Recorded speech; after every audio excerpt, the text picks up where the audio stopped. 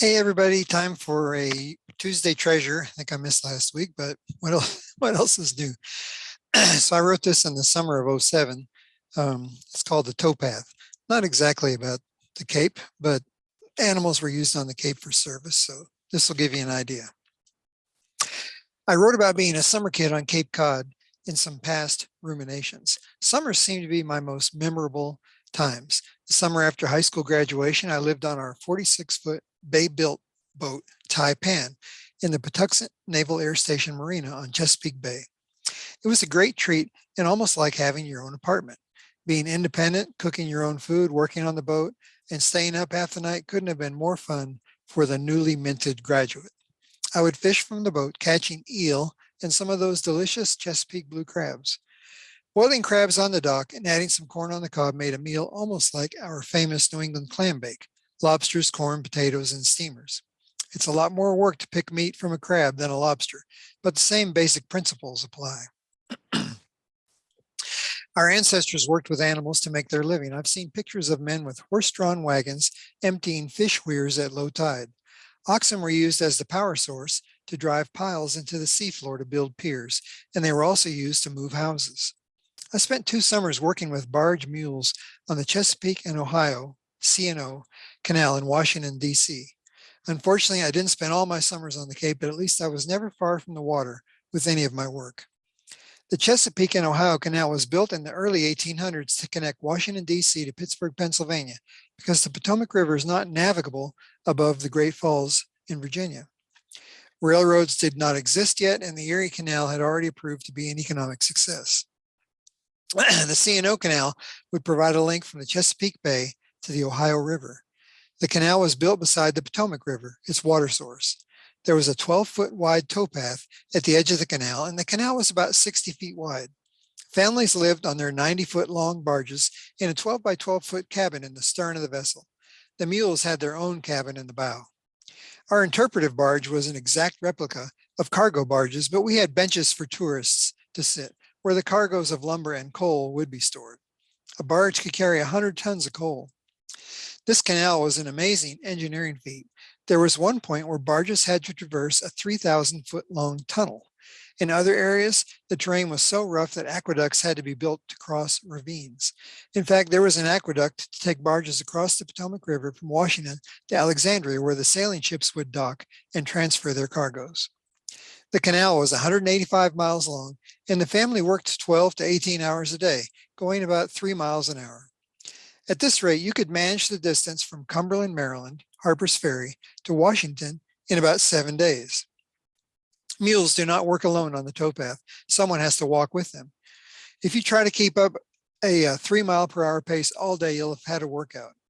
The mules are hitched up in line, one in front of the other, instead of in tandem or side by side. Our mules were named Dick and Kate. Kate was larger, so she was always in the back, the anchor mule, with the tow rope hooked to the whiffletree on her harness. If the barge captain doesn't maintain the barge position correctly, that 100 tons of coal could pull the mules right into the water. Mules are the smartest animals I've ever worked with. Well, actually, the only animals I've ever worked with. Dick knew that if he would back off 1/2 step from the pace, his traces would slacken just enough to make his walk easier. Kate knew that if it suddenly seemed her load was increasing, that Dick was a slacker and she would bite him on the butt. I've never had to worry about Dick because Kate would keep him in line. I only walked about 5 miles of the towpath during my trick or half day of work with my 2-a-day boat tourist cruises. If I was lucky, the park ranger would take a break and I would give the tourist spiel about the canal construction and how the muskrats would dig their burrows in the canal wall and cause breaches that the lock keepers would have to repair. I also spent my time on the tiller.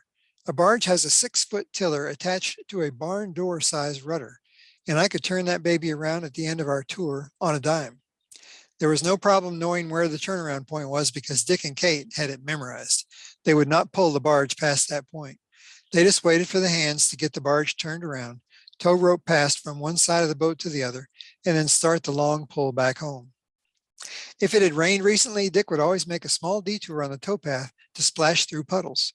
As the water splashed up, it must have felt very cool on his belly because he made a big scene. As we neared the start point, the canal was very narrow, so we turned the barge around again and were towed backwards for about 1,000 yards. It's a supreme trick to keep that barn door rudder from slamming to one side or the other when being towed backwards with all that water pressure working against you. But luckily, I never lost control of it. Now, two mules cannot pull a 100-ton barge all day. A spare set of mules was kept on the bow of the barge, which were swapped every 6 hours or so. In our case, on weekends, we made 3 trips a day, which would be too much for Dick and Kate to handle alone. So we had a relief mule, Red, a retired Army red mule. He was so huge, he could pull the tourists all by himself.